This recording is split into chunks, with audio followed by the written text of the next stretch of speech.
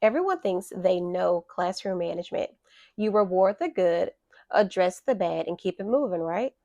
But what if I told you that's not classroom management at all?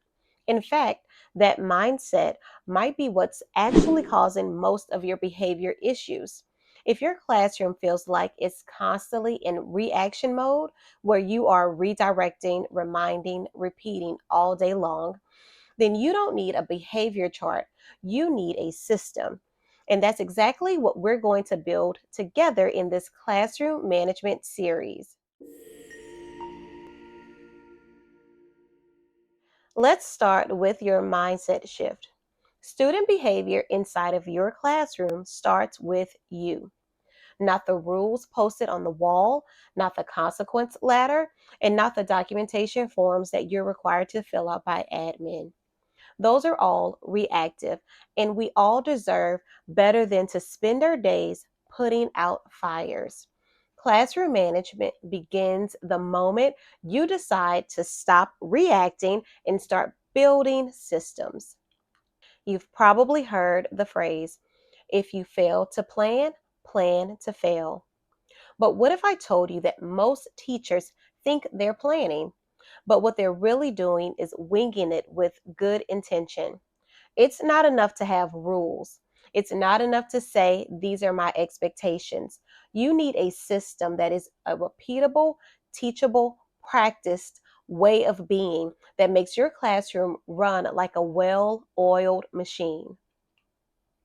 And that starts with routines and procedures. Yes, I know, these are buzzwords. But when most people say routines and procedures, what they are really saying are rules and expectations. That's not what we're doing here. We're going deeper. We're talking about designing systems that guide how your students enter the room, gather materials, transition, engage, move, communicate, collaborate, and even how they recover from their mistakes. So let's zoom out for a moment. Imagine your classroom from a bird's eye view.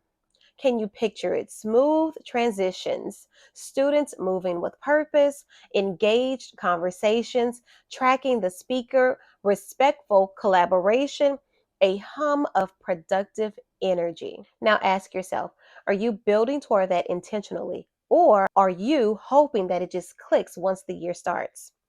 That vision just doesn't happen by chance. It's built step by step, just like you teach students how to write a personal narrative. And guess what?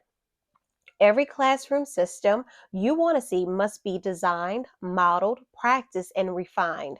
Because without that level of planning, your students are operating on assumptions, and so are you. So that's why I'm kicking off this classroom management series. I'm going to help you to shift from reactive to proactive, break down what routines and procedures really mean, build systems that match your teaching style, your students' needs, and your school's expectations. By the end of the series, you won't just manage behavior, you'll design a space where students thrive because the systems are doing the heavy lifting.